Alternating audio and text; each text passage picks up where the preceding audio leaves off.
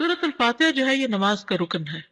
عبادہ بن صامت رضی اللہ عنہ سے روایت ہے کہ رسول اللہ صلی اللہ علیہ وسلم نے فرمایا، جس شخص نے سورۃ فاتحہ نہیں پڑھی اس کی نماز ہی نہیں ہوئی۔ جس شخص نے سورۃ فاتحہ نہیں پڑھی اس کی نماز نہیں ہوئی، اور یہ صحیح بخاری کی روایت ہے۔ ایک اور روایت مسند احمد کی ہے۔ ابو ہریرہ رضی اللہ عنہ فرماتے ہیں کہ رسول اللہ صلی اللہ علیہ وسلم نے فرمایا، ہر وہ نماز جس میں سورۃ فاتحہ نہ پڑھی جائے وہ ناقص ہے، ناقص ہے، ناقص ہے، مکمل نہیں۔ امام کے علاوہ مقتدی کو بھی سورۃ فاتحہ پڑھنے کا حکم ہے۔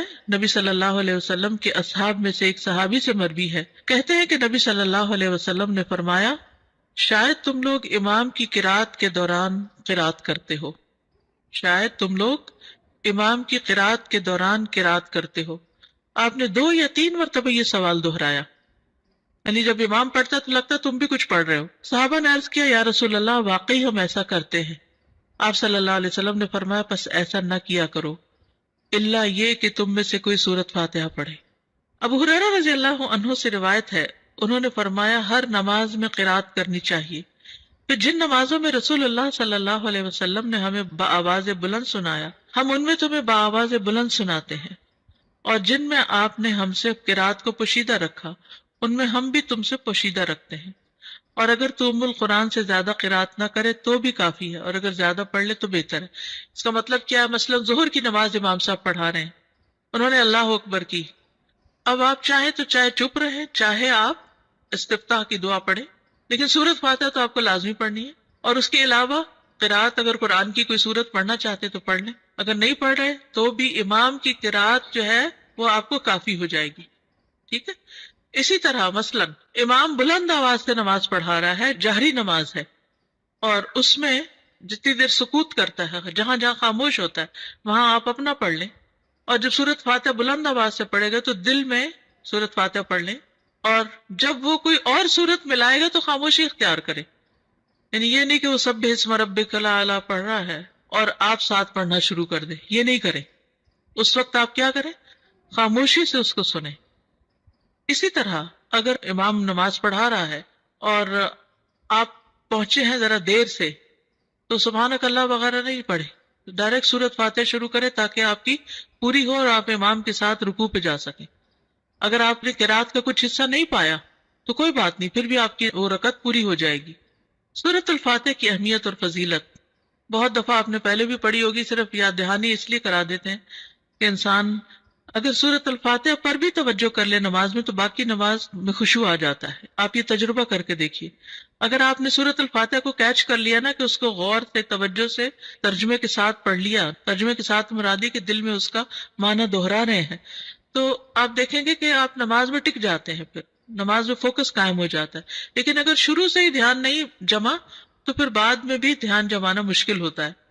7 مثانی کہا جاتا ہے سورۃ الفاتحہ کو، قرآن مجید میں آتا ہے وَلَقَدْ آتَيْنَاكَ سَبْعًا مِّنَ الْمَثَانِي وَالْقُرْآنَ الْعَظِيمِ، بلا شبہ یقیناً ہم نے آپ کو بار بار دہرائی جانے والی 7 آیتیں اور بہت عظمت والا قرآن عطا کیا ہے۔ یعنی سورۃ الفاتحہ جو ہے سب سے زیادہ قرآن کا حصہ ہم نماز میں اسی کو دہراتے ہیں، یعنی اور کوئی قرآن کا حصہ اتنا نہیں پڑھا جاتا جتنی ریپیٹیشن سورۃ الفاتحہ کی ہوتی ہے، نماز کے اندر بھی اور نماز کے علاوہ بھی۔ تو اسی لیے اس کو سبع من المثانی، دہرائی جانے والی 7 آیتیں۔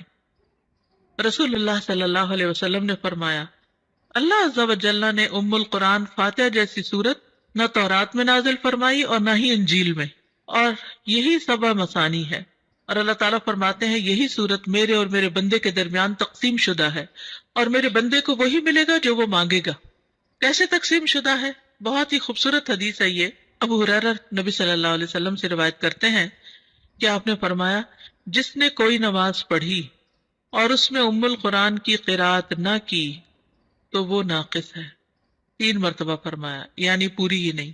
ابو ہریرہ سے کہا گیا، ہم امام کے پیچھے ہوتے ہیں، انہوں نے کہا اس کو اپنے دل میں پڑھ لیا کرو، کیونکہ میں نے رسول اللہ صلی اللہ علیہ وسلم سے سنا، آپ فرما رہے تھے اللہ تعالیٰ نے فرمایا میں نے نماز اپنے اور اپنے بندے کے درمیان آدھی آدھی تقسیم کی ہے، اور یہاں نماز سے مراد کیا ہے؟ سورۃ الفاتحہ، اور میرے بندے نے جو مانگا وہ اس کے لیے ہے، اور اگر اوور آل اس کو لے تو نماز میں کچھ حصہ اللہ سبحانہ تعالیٰ کی تسبیح ہے، حمد ہے، اور کچھ حصہ دعا ہے۔ نماز کا مطلب کیا ہے؟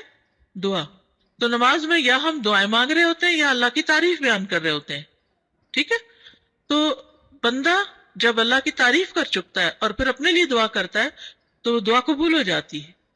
جب بندہ الحمدللہ رب العالمین کہتا ہے تو اللہ تعالیٰ فرماتا ہے میرے بندے نے میری تعریف کی۔ جب وہ الرحمن الرحیم کہتا ہے تو اللہ تعالیٰ فرماتا ہے میرے بندے نے میری ثنا بیان کی۔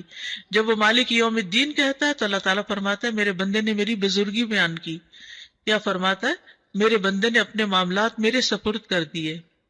پھر جب وہ ایاک نعبد و ایاک نستعین کہتا ہے تو اللہ تعالیٰ فرماتا ہے یہ میرے اور میرے بندے کے درمیان ہے، اور میرے بندے نے جو مانگا وہ اس کا ہے۔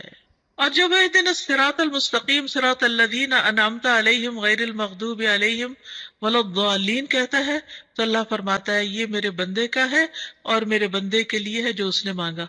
پھر ہدایت کیسے نہیں ملے گی؟ انشاءاللہ ہدایت ملے گی، کیونکہ اللہ نے وعدہ کر لیا۔ اب آپ دیکھیے، اگر ہم نے اللہ کی تعریف کی اور ہمیں سمجھ نہیں آئی ہم نے کیا کیا، ایسے ہی بس تعریف کر گئے، اور دعا مانگتے وقت ہم تھوڑے سے متوجہ ہو گئے، تو پھر ہم کیا کر رہے ہیں؟ تو سورۃ الفاتحہ کی ایک خوبی یہ ہے کہ یہ اللہ اور بندے کے درمیان تقسیم ہے۔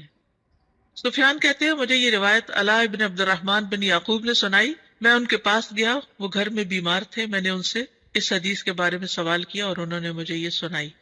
اب سورۃ الفاتحہ کی قراءت کا طریقہ کیا ہے، کیسے پڑھی جائے؟ ایک ایک آیت کو وقف کر کے پڑھنا۔ ام سلمہ سے مروی ہے کہ ان سے رسول اللہ صلی اللہ علیہ وسلم کی قراءت کے متعلق پوچھا گیا تو انہوں نے فرمایا کہ آپ ایک ایک آیت کو وقف کر کر کے پڑھتے تھے۔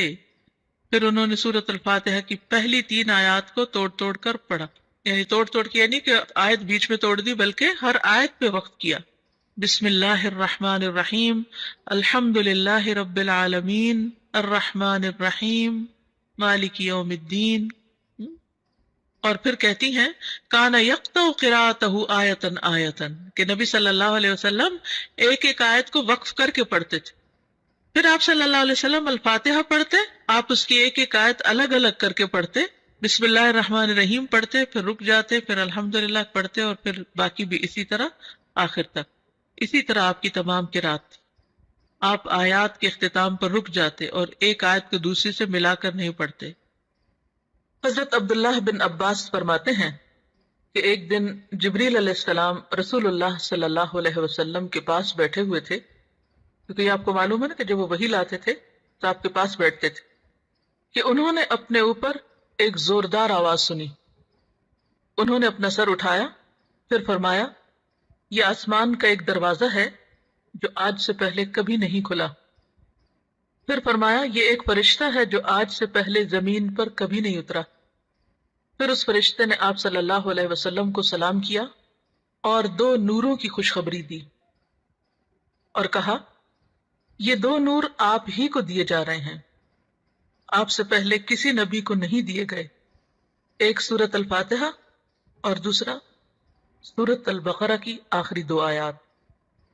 آپ جب کبھی ان دونوں میں سے کوئی کلمہ تلاوت کریں، یعنی سورۃ فاتحہ پڑھیں یا سورۃ البقرہ کی آخری آیات پڑھیں، تو آپ کو طلب کردہ چیز ضرور عطا کی جائے گی، یعنی اس کے بعد دعا قبول ہوتی ہے۔ صحیح مسلم کی روایت ہے۔